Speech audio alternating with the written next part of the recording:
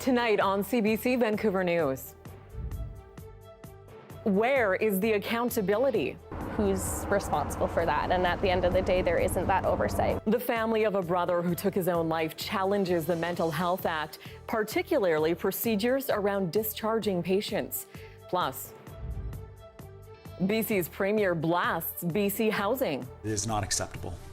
Key financial documents are still not available to government. A conflict of interest then, now a full-blown scandal. It's been revealed the former CEO funneled funding to a nonprofit run by his wife. And 8 weeks and counting. We want to go back to work. We are ready to go back to work, but we want a fair deal. The transit strike in the Fraser Valley drags on. Passengers are bearing the brunt of it. We take a closer look at the impact. This is CBC Vancouver News.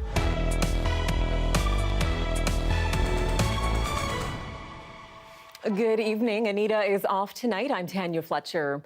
Grief hangs heavy over two sisters on Vancouver Island. They lost their older brother in February. James Zimmer was 50. He died by suicide. His family says BC's mental health system failed him and those who love him. As Belle Puri reports, now this story is similar to several others we've told you about in recent months. In a time of loss, memories flourish. That's like probably my favorite picture of us. James Zimmer was a Red Seal carpenter, an adoring uncle, a musician, and struggled with mental illness. But in more recent years, different things had cropped up where he was having paranoia, delusions, and was in and out of the hospital. In February, when in distress, James was readmitted to psychiatric emergency services at Royal Jubilee Hospital. His sister was with him, and he spoke in detail of plans to end his life. I asked the doctor, can you absolutely call me if there's any plans for discharge? And she had said, well, it would be up to James, and he gave a verbal agreement that yes, that I could get a call, which I had always gotten calls in the past. I was emergency contact. The next day, James was discharged, no call. The same day, James went back and had himself admitted again. The next day, he was discharged again, and again, no call. We thought he was safe. We thought he was where he needed to be to get the help he needed. It was another 24 hours before family knew what was going on. One of the sisters called the hospital to check up on James and was told he was discharged yesterday. Around that same time, in a nearby wilderness area, a hiker had discovered James's body. His hospital band was still on his wrist. The BC Mental Health Act stipulates facilities must give notice to a near relative of a patient immediately after discharging the patient. No permission is required from the patient if a primary caregiver is actively involved in their care. The policy, it appears, is failing. Families say they're not consulted, they're not asked for context about a person's past behavior, nor informed about recovery plans or discharge. And the results have been tragic. Aaron Sanyo was discharged from the Hope Centre at Lionsgate Hospital, Glenn Fox from Royal Jubilee Hospital, and Nicole Chan from Vancouver General. All died by suicide within hours or days of being sent home. The Minister of Mental Health and Addictions declined to be interviewed. During a recent budget debate, the provincial opposition's mental health critic asked why families aren't advised when relatives are discharged. I think we recognize that that this doesn't necessarily happen in every circumstance, and that it is, incumbent in our healthcare system to ensure that there are better clinical procedures in place to support people who are in mental distress. A Facebook page dedicated to a failing mental health system and in particular issues at Royal Jubilee has been inundated with stories of hospital indifference. There's no accountability, right? Like, yes, this section is not being followed, families aren't being notified, but who's responsible for that? And at the end of the day, there isn't that oversight. We don't have an advocate for mental health patients anymore, so it's us advocating for ourselves, reliving the worst days of our lives, just trying to make it better for the next person. Nothing will change the outcome for James's sisters, but one call, they say, and he may not have died that day. James had a loving family who would have shown up for him in an instant if we had that opportunity. Belle Puri, CBC News, Brentwood Bay. In other news now, missing documents, deleted texts, altered meeting minutes, and millions of dollars spent without proper approval. BC Housing is now under fire for conflict of interest surrounding its former CEO.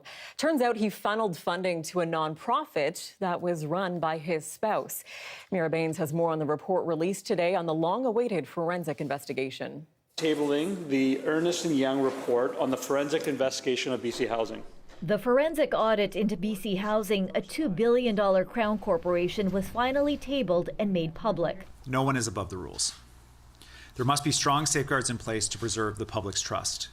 The province says the report revealed mismanagement involving the largest housing provider in the province. The report found former BC Housing CEO Shane Ramsey broke conflict of interest rules by directing funds to nonprofit provider Atira Women's Resource Society, run by his spouse, Janice Abbott. An initial report into BC Housing showed more investigative work had to be done, which led to a forensic audit. Devices were seized and mirrored. Documents were collected. Databases secured and accessed to be able to do this work, and there was a lengthy investigation. EB dismissed the board of BC Housing last year after it refused to act as concerns came to light. EB says there were attempts by Ramsey, who has since retired, to conceal information from investigators. Altering the minutes of meetings, deleting text messages. EB said while the audit does not excuse the unacceptable behavior, there's no evidence money was stolen. Even so, the province is freezing capital funding to Atira and says BC Housing has asked the organization for a change in leadership. The province and BC Housing's new leadership will soon conduct an operational review of Atira and its financial transactions related to BC Housing, operating and operator agreements. The province was under fire for not acting fast enough. He buried the warning signs while tripling funding to Atira. The opposition points out that Atira has received $90 million in funding from BC Housing since April 2020 without having completed its financial review process. We can only imagine what's potentially happening at some of the other contracts they're letting. There's just not proper, rigorous oversight of government taxpayer dollars. At the center of this controversy are Atira residents, which include women and children affected by violence. The province is assuring them that their housing is secure as another review takes place. Mira Baines, CBC News, Victoria. Now, we did reach out to both former BC Housing CEO Shane Ramsey and Atira today, but neither has responded to our requests for comment. Well, let's dig a little deeper here and look at why this is such a big deal. Our Justin McElroy read through that report. He joins us live now. So, Justin, why was there so much anticipation around this? Well, there were a few reasons, Tanya. One is the fact, of course, that BC Housing's board was fired and replaced a year ago, that Shane Ramsey retired a few months after, and we got wind that this investigation, audit, if you will, had happened, and the government had the report, and we were waiting on it to be released. But then the other big issue is simply how big Atira has gotten in recent years due to the funding given to them by BC Housing. And that wasn't always the case. Take a look at this chart. It shows the 4 biggest nonprofit housing providers in the downtown east side and the amount of money they made. And you can see there, Atira has gone from being around the rest of them in 2017, 18, 19, to having their funding, as you heard in the story, triple, $74 million last year given to them. So they are now the biggest player when it comes to these nonprofit organizations in the downtown east side. There were a lot of questions about the scrutiny over the money that they were getting, and we got a lot of damning both allegations and facts in that report by Ernst & Young today, showing that there were serious issues around financial accounting. Yeah, a lot of layers to this. And yeah, you mentioned we did hear a number of issues raised. Was there any one particular smoking gun, though, that stands out here? Not particularly. If someone was looking for one particular quote or text message or document that showed this thing went above and beyond the pall, it was more the collection of all of the different information that was in there, the deleted text messages, the concerns by other members of BC Housing, that pressure was being put on them to approve things for Atira. And that was summed up in one part of the passage by Ernst & Young. If you take a look here, they said multiple individuals individuals told them that Atira regularly bypassed their traditional communication channels by approaching more senior members of BC Housing directly for matters such as funding requests, and finally saying, in turn, senior members of BC Housing told other BC Housing employees to, quote, make it happen. Now, it doesn't say which senior members those were. All we know is that that funding increased by quite a bit. There were serious questions about whether Atira was doing proper financing for all of their work they were doing. And we saw today what the government's response was. Shane Ramsey, of course, resigned as CEO of BC Housing months ago. We'll see what the CEO of Atira, Janice Abbott, does in the days ahead. You bet. Okay, thank you, Justin. That's our Justin McElroy reporting tonight. Well, let's take you to the Fraser Valley now, where the transit strike has entered its 8th week. The employer and the union have not met at the bargaining table since job action began. And that leaves no end in sight for the strike. And as Yasmin Ranea is finding out, it is having a real impact on those who rely on transit. We want to go back to work. We are ready to go back to work, but we want a fair deal. Fraser Valley transit drivers walked off the job March 20th over wages, lack of pensions, and work scheduling. They're still on the picket lines, pushing for a good deal. We were in Abbotsford in March, learning about the impact of the strike. And today we're back here again. We're going to check in with workers and people who would typically be taking transit to see how they're feeling. We're hearing a lot of people's struggles. You know, they're costing them a lot of money for Uber. They just can't get to their jobs. But at the end of the day, as frustrated as they are, their support is growing as well. Strike pay is obviously lower than what you're usually making. Are drivers looking for other work? Many members have found part-time jobs to help them get through this because we've got to survive somehow. But at the end of the day, we're hoping that we get back to driving soon. Communities like Abbotsford, Chilliwack, and Mission have been without drivers for over 7 weeks. And the regional route connecting the Fraser Valley to Metro Vancouver is also curtailed. Handy Dart is operating at essential service levels, only transporting people needing to get to dialysis appointments or cancer treatment. The union has called on the government to intervene to end the ongoing job action. So what's your message to transit riders who have been waiting for more than a month and a half to get back on the bus? We're here with you. We want to come back as much as you want us to be back.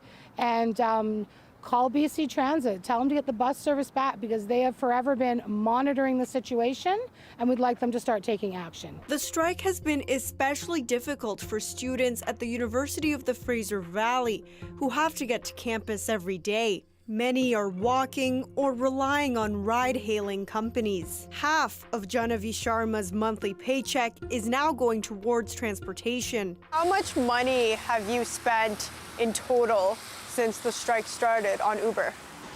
There was a financial form I had to fill for my school, so that day I calculated it was $750, and I was shocked by it. Like at end of the month, you are left with nothing because there's like very expensive, taking in consideration the inflation happening, the school. It's expensive, and you gotta do what you gotta do. QP Local 561 and the employer First Transit last met at the bargaining table on March 16th. The union says its line of communication is wide open if the employer is ready to negotiate on higher wages and a pension plan. For its part, the employer says it has proposed a 5-year settlement with total wage increases of up to 16% over 5 years. So that means a conventional driver could make above $32 per hour in 2024. Both sides haven't set a date to meet, so for now, the Fraser Valley mostly remains a transit desert. Yasmin Ranea, CBC News, Abbotsford. Well, meanwhile, WestJet pilots picketed outside Vancouver International Airport this morning. They're demanding a new contract from their employer. We're out here today to show management that we are going to stand up and fight for our careers at WestJet and for the future of our airline. In total, more than 1,800 WestJet pilots have been seeking a new contract since September. The major sticking points are job security, scheduling rules, and pay. The pilots say if an agreement is not reached by next week, there could be job action, which could range from an overtime ban to a full-on strike. We need better job protection provisions within our contract, and we need proper compensation and scheduling to promote work-life balance. Similar information pickets took place in Toronto and Calgary today. WestJet pilots say job action could begin as early as next Tuesday. The weather is bringing hope to flood-ravaged communities in the interior. The rain gradually eased off over the weekend, much to the relief of people whose properties were already underwater. BC's emergency management minister says Cache Creek, the Okanagan Indian Band, and Grand Forks should see some stabilization in their local rivers throughout the week. Roughly 50 residents remain under evacuation order. A little over 2,000 are still on evacuation alert. The warmer weather is a double-edged sword, though. Drier conditions, of course, also ramp up the risk of wildfires. There are currently 62 active wildfires in the province. Of these 62 active incidents, 91% are under control or being held. The majority of active fires and all current wildfires of note are in the Prince George Fire Centre. Officials are reminding people to prepare for climate emergencies ahead of time. Put together a grab-and-go bag, pre-register for emergency support services if needed. And it's also a good idea to communicate evacuation plans with friends and family. And let's bring in our Amy Bell now for a look at the forecast. And Amy, I guess the key elements we're looking for in those areas, especially with what we've seen in the news, lightning, wind, and rain. Yeah, so not much in the way of rain. We will see a bit of unsettled air, mainly though in the Okanagan and the central interior. So we'll keep an eye on that. And then in fact, overnight tonight, they're going to have Highway 99 closed between Pemberton and Lillooet because they are expecting some heavy rain and that risk of mudslides. However, though, for the most part across the province, we are looking at sunny and warm weather. Not so warm today. We just got up to about 16 degrees, and we actually have seen things clouding over in the last few hours. A risk of showers overnight and early tomorrow morning. A little bit unsettled near Whistler tomorrow, and we will see some thunder and lightning in the afternoon out in the Hope area, but lots of sunshine over Vancouver Island with those temperatures in the mid-teens. As I mentioned, though, around Prince George could be a bit unsettled tomorrow. Williams Lake, Kelowna, and Cranbrook. So we will keep an eye on all of those conditions. And then sunny and hot for us here in Metro Vancouver. We're just going to see that temperature increasing each day on each day. And by the weekend, we're looking at temperatures close to 30 degrees inland. So it's going to be hot and very dry, which, yes, will bring its own sense of risk. But we'll keep an eye on things and try to enjoy the sunshine while we can. You bet we'll take it. Thank you so much, Amy. You're welcome. It has been more than a month since Vancouver cleared a long-standing tent encampment. It was a decision that triggered fierce debate about Canada's homelessness crisis. Questions around the rights of those living on the margins while more and more people fall through the cracks. For people living on the edge in downtown Vancouver, survival itself is a full-time job. Tonight, Susana De Silva shares one man's story.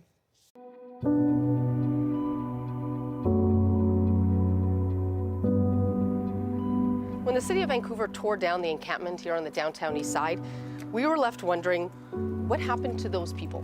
Where did they go? Where did they shuffle their lives to? Where did they find shelter? Those questions eventually led us here, and to a room just up those stairs, an electrical closet actually, and a man who had learned to survive, having fallen through the cracks of a system that had failed him so many times before. Okay, this is my home away from home. Home away from homeless. It's a power electric room. It powers the block. It powers all the buildings and rooms in the block. An electrical closet that for several months gave Dino Bundy, or Boomer as he's known, This here turns up the lights, and I got a little night light there. a little bit of the stability he'd always wanted. I'm not really sure what power transformers do, but they steadily hum. It's kind of a comforting white noise feeling once you get used to it. And as the days passed and no one came knocking, he turned this into his home. This was the utility closet for the light bulbs. I turned it into a bed. The tents, as you know, all the encampments, once someone tears down a tent, it's like, it's a free-for-all. So I basically come across my sleeping bags and whatever else I need through a decamped tent. How did you find this room? happenstance, synchronicity. I just have a nose for that sort of stuff. How much do you worry that this won't last forever? Someone's going to... I'm concerned with that every day. So it's really tightrope that you have to walk, and I find you're better off walking alone for the most part. Yeah. And I've been alone my whole life. I grew up in an orphanage, and I'm an orphan, so yeah. Born to a black father and an Indigenous mother, Boomer was orphaned at the age of 5 and sent to the Nova Scotia Home for Coloured Children in the 1960s. The provincial government apologized in 2014 for abuses that occurred there. When you're homeless, it's the really small things that matter, that really are really important to you. And you only notice it when they're taken away. I had a beautiful bike. It got stolen. Every time I got a phone, it got stolen. So I went to a Home Depot, and I just changed the deadbolt on this. I feel so much better now that I've got control of my ins and outs. And there's it, nice and tight and secure. Security is something Boomer searched for his entire life. What was the job you were doing in Calgary? A steel stud framer. He worked a stint in construction, but ended up on the streets. Drugs, he said, a way to deal with the pain life threw at him. I had to deal with a lot of racism, a lot of discrimination, a lot of lower pay. It was really frustrating. So yeah, I just got fed up with it to a certain point where I had to drop out because I just couldn't put up with the struggle of trying to maintain my dignity. 16 years ago, when a friend decided to head west, Boomer hitched along and ended up on Vancouver's downtown east side, where he quickly became an advocate for his community. All of a sudden I hear this person singing, and I turned around and there's Boomer dancing around, asking me what my name was in a song, and I answered him and he started singing "Help Me Rhonda," and then we started talking. And that was the beginning of a beautiful friendship. He would speak to me, Mahitluk. He would say to me, "Good morning," and I'd say, "Good morning." Rhonda Stevens of the Nisga'a Nation helps Indigenous residents find housing. She says Boomer was a tireless warrior, endlessly charismatic, and fought for others despite his own struggles. Boomer came from a place of pain. At the same time, I think of resiliency, goodness, how he turned his narrative into being able to help people understand that pain doesn't always have to hurt. You can make it into something good. My name is Boomer Bundy, and I've lived in an SRO in Alexander Street since 2016. Danny Aiello is a housing advocate who worked with Boomer. She says he had a home for several years in an SRO, or low-cost rental unit. And I feel compelled to express my concerns over the way my most recent landlord has bullied and harassed me for the last year and a half. She encouraged Boomer to write to City Council about an issue advocates say is widespread and would eventually see him homeless again: illegal evictions in order to raise rents. What kind of a toll did it take on him? It was really impacting him, put him under a ton of stress. And then when the landlord locked him out, I was really upset. And I had said to him, "Listen, we can get an order of possession for your room. We can get a monetary order for the distress and the losing your belongings." He just didn't want really anything to do with all of that. He was kind of done. Yeah, this is where I live now, and well, you know, you accept as it comes and as it goes, right? And I don't know, maybe that's what keeps me so young looking. That ability to see light in the darkness never really left him, even when he ended up in that closet. Friends worried for him in that isolated room, but Boomer felt secure, though uncertain about what lay ahead. I'm alive, I'm healthy, but I can't see in the possible near future what I'm really going to do. I mean, if you really keep at it, you'll find something, right? You really gotta dig your heels in, though. I have a recovery house that I'm hoping to get into. But now I really want to put my heart into trying to quit and try to live a normal life, as it were. That life, that normal life, as he called it, never got to happen. A few days after our interview, I came into work and was told that there had been a fire. It was in Boomer's closet. Boomer was inside, and he didn't survive. When we got here, emergency crews were gone, but they were already clearing out his room. He ended up alone, just like when he first came here, he was alone. And he made a family here, but when he died, he was by himself. The stories need to be heard, and Boomer's story is so important. He represents me.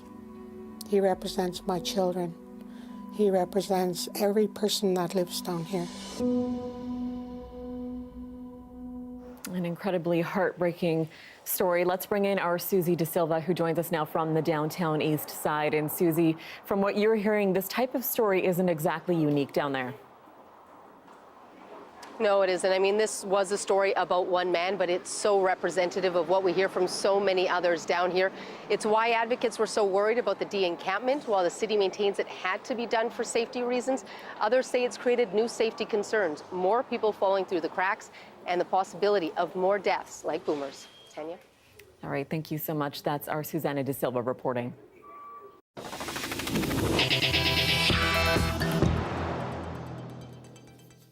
Well, let's take you to Richmond now, where a group of volunteers has been spending a lot of time at Iona Regional Park these days. They're there to capture migratory songbirds and track them for research.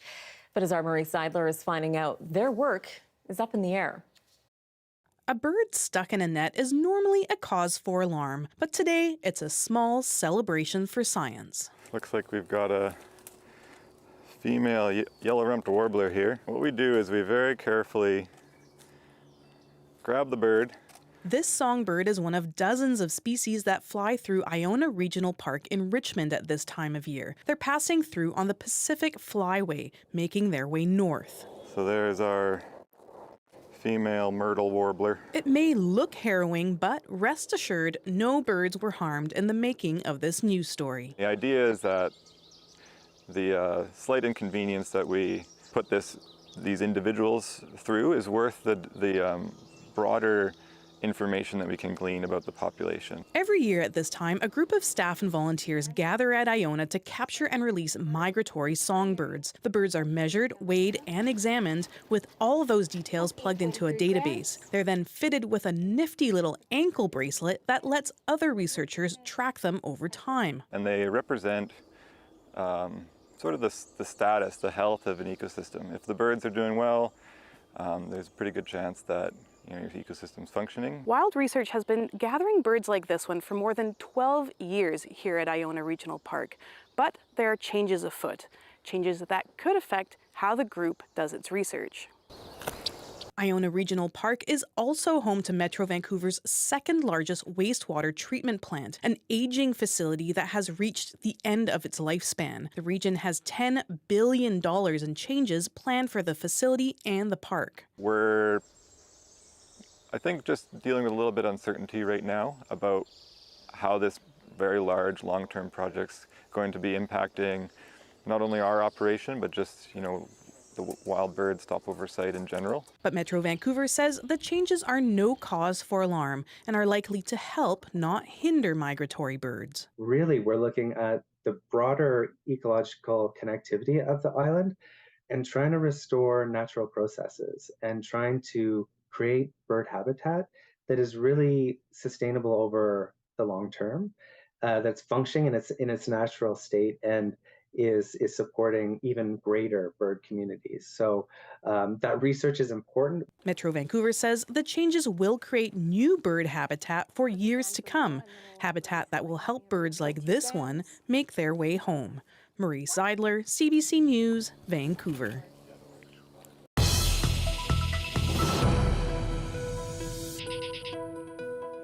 Well, new and trendy techniques for weight loss are constantly cycling in and out of use. And to meet that demand, a cosmetic procedure called cold sculpting has been growing in popularity.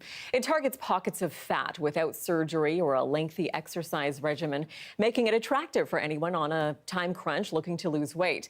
But some in the medical field are raising concerns about the procedure, citing risks to patients.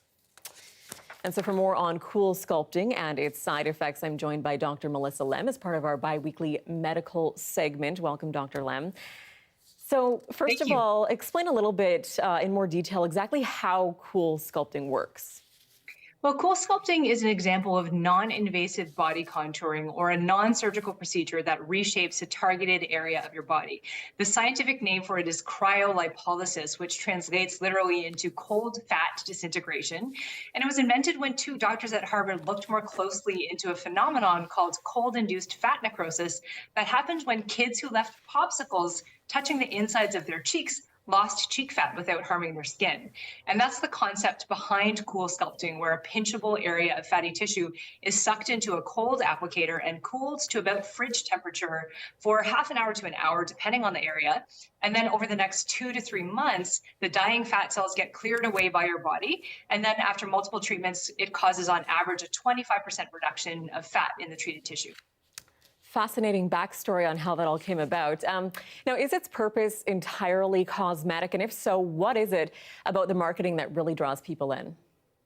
Yes. So Tanya, cool sculpting is a fully cosmetic procedure that's meant for people who are at or close to their healthy weight, but they still have stubborn external areas of fat, like under their jaw or around their waistline, that they're having trouble getting rid of with diet and exercise. It does not help you lose weight, and it does not get rid of visceral fat, which is the kind that sits around your internal organs and is linked to health problems like diabetes and heart disease. But despite cryolipolysis not actually improving your overall health, people get drawn in because it's advertised as having minimal downtime and pain. So it sounds less scary than going under the knife for liposuction, for example. Plus, as we know, there's increasing pressure on all of us to look perfect because of social media and other factors. And the attractive, relatable spokespeople they often use make us feel like it should be the norm to spend a few $1,000s on this. But the truth is that even though it can be a slippery slope, people who have cosmetic procedures often do increase their self-esteem. There's a reason why the global cosmetics procedures market is worth over 50 to 60 billion US per year. No doubt, so beneficial for those reasons for many people. But what are the risks then of cool sculpting? This is where the problem lies. So aside from typical side effects like bruising and swelling, and then less common but more serious ones like freeze burns or even nerve damage, the side effect that's getting a lot more attention lately is called paradoxical adipose hyperplasia, where instead of shrinking fat, the fatty tissue grows and hardens permanently into a raised, often rectangular shaped bulge. This can be, as you can imagine, very disfiguring and need multiple surgeries to correct. And although the manufacturer says the risk is about 1 in 3 to 4,000, in practice, some doctors are reporting risk as high as 1 in 100. So just like any other expensive cosmetic procedure, you definitely want to look before you leap and work on those healthy lifestyle choices while you might be considering it. No doubt, a lot to weigh there. Well, thank you, Doctor. That's Dr. Melissa Lem joining us for our bi-weekly medical segment. Thanks. Well, in sports news, a heavy sigh from Canucks fans this afternoon. Vancouver sadly missed out on a chance to draft a homegrown superstar. The first overall selection in the 2023 NHL draft belongs to the Chicago Blackhawks. They won the NHL draft lottery, which means North Vancouver's Connor Bedard is now on pace to be drafted by the Chicago Blackhawks first overall at the draft later in June. The 17-year-old exploded onto the hockey scene after a dominating performance during the 2023 World Juniors. That's where he scored a whopping 23 points and was named the tournament's MVP. And finally, we leave you tonight with some breathtaking images from the Peace region. On Friday, the Northern Lights were on spectacular display directly above the raging wildfire near McBride. These photos were captured by a local. It was around 11 p.m., just as the village was under evacuation order. Quite the sight indeed. Thank you so much for being with us tonight. You can always find our show online. We're at cbc.ca/BC. Your next local newscast is at 11 p.m. right here after the National. Have a good night.